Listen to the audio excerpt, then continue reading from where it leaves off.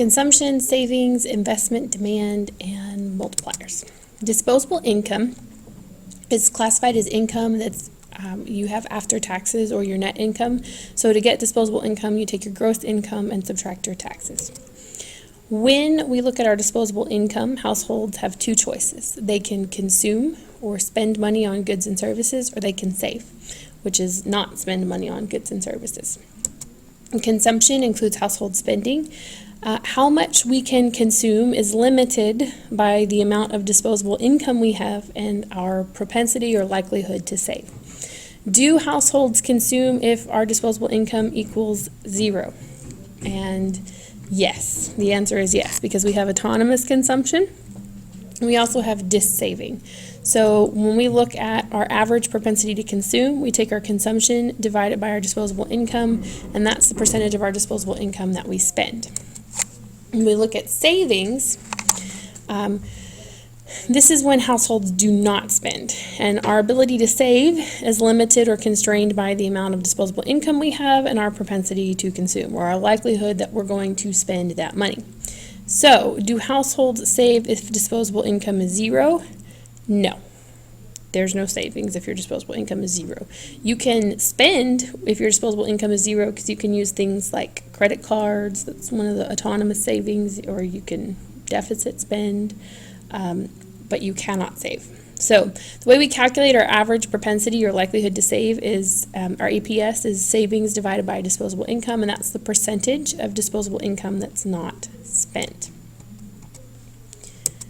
In order to calculate the average propensity to consume and the average propensity to save, we have APC plus APS equals 1 because that's 100% of our disposable income. So if we have 100% of our disposable income and we have the APC but we don't have the APS, we can take 1, subtract the APC from it, and that gives us our APS. We can also take 1 and subtract the APS from it, and that gives us our APC. If our APC is greater than 1, that means we are dis-saving, which means we're spending more than we are making. If our APS is negative, that also means we are dis-saving. MPC and MPS is our marginal propensity to consume. So we have a change in consumption divided by a change in disposable income. That's the percentage of that gives us the percentage of every extra dollar earned that we have that's spent.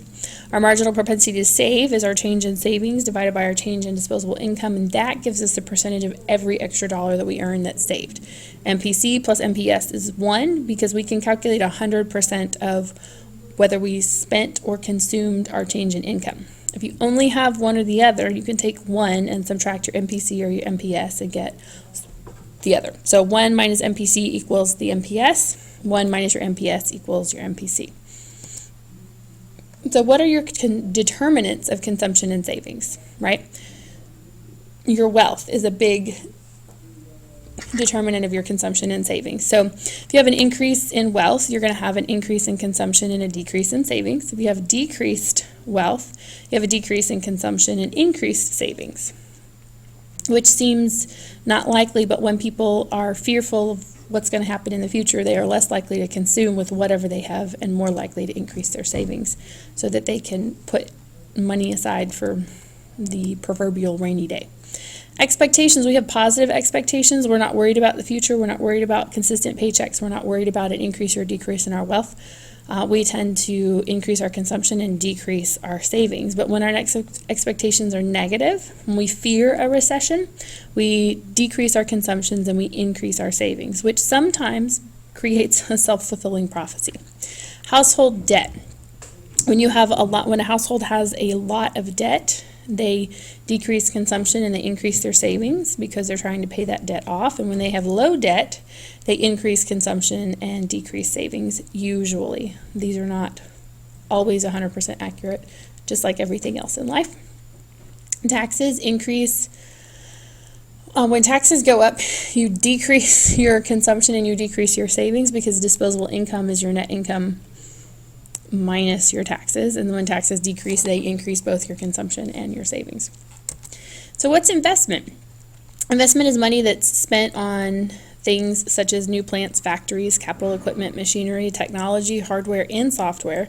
New homes, homes are not considered consumption, they're actually considered investment, because when you purchase a home, you are investing in that home. You're trying to build equity or value into your home so that if you turn around and sold it, you would have more money that went into your pocket than when you first bought it, because homes and property, in theory, should increase in value over time. And then you have inventories that make up part of the investment component. That's a good sold by producers. So how do you get expected rates of return if you're a business? How do businesses make investment decisions? Pardon me. They use a cost-benefit analysis. They look at their expected rate of return. They look at the cost of interest, which is usually what's associated with expanding or investing, because they have to typically borrow money. And so they compare the expected rate of return to the cost of interest, and if the rate of return is greater than the interest cost, then the investment is a good idea. If the expected rate of return is smaller than the interest cost, then investing is a terrible idea. So you have to look at real and nominal interest rates. Nominal is the observable or current interest rate, and the real takes out inflation and is only known after the fact. We can't know what the inflation rate is at the present moment. We have to wait until it's in the past, essentially. How do you calculate the real interest rate? You take the interest rate that you're given, the nominal interest rate, you subtract out the rate of inflation, and that gives you the real interest rate. So how do we determine the cost of an investment decision? We have to look at the real interest rate. So the investment demand curve is also downward sloping, and we want to know why. It's because when interest rates are high, fewer investments are profitable. So more businesses decide not to invest with high interest rates, and when interest rates are low, more investments are profitable. And so more investors, more businesses decide to go ahead and make the investments. There are also fewer investments that yield high rates of return and many that yield low rates of return. So it makes sense that the investment demand curve is downward sloping. So when you have a change in the real interest rate, it causes change in investment demand or gross private investment. So factors other than the real interest rate may shift the entire investment demand curve. But essentially, in the investment demand curve, your price level is your real interest rate, and your quantity demanded is usually in terms of dollars of investment. So you have to have non-price determinants, something outside of the interest rate that will shift the entire investment demand curve. So what are those things that will shift investment demand? Cost of production.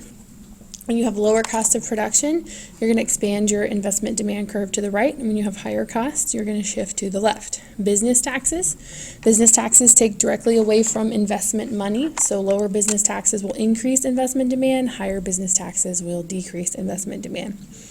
Technological change. New technologies will shift investment demand because businesses want to expand, usually using some form of that technological change. And a lack of technological change shifts the investment demand curve to the left. Stock of capital. If an economy is low on capital, that means it's beneficial for total output to invest in capital, and so investment demand will increase. But if an economy has a lot of capital, then investment demand is going to go down, because capital goods are also durable goods. They last for a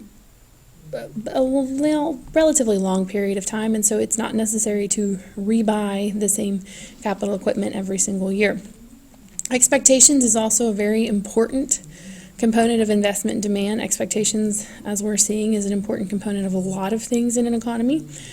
So positive expectations will shift investment demand because people are more confident in the future. They're more likely to go ahead and take the risk of investing and expanding. And when there's negative expectations, they're less likely to consume, they're less likely to invest, and so your investment demand curve will shift to the left.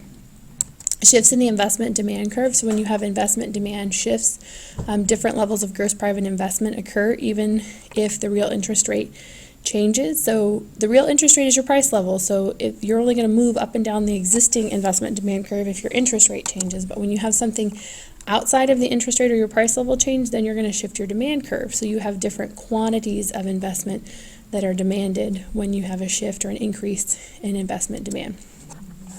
So investment tends to be very unstable, and it's for basically these four main reasons why investment tends to be very volatile.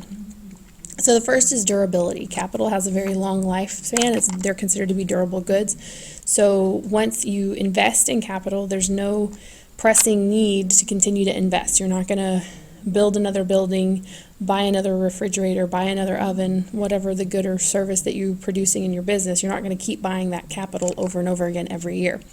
And then you also have a regularity of innovation. Technology tends to be very circular, and it tends to be it comes in bursts in economies. And so there's not huge, constant technological innovations that happen every single year. There tends to be some stability in technological innovations, and then there are bursts of innovations which will cause a lot of fluctuation in investment demand. And then variability of profits. Making a profit is subject to the forces of competition, cyclical changes such as the business cycle in the economy, and human management decisions.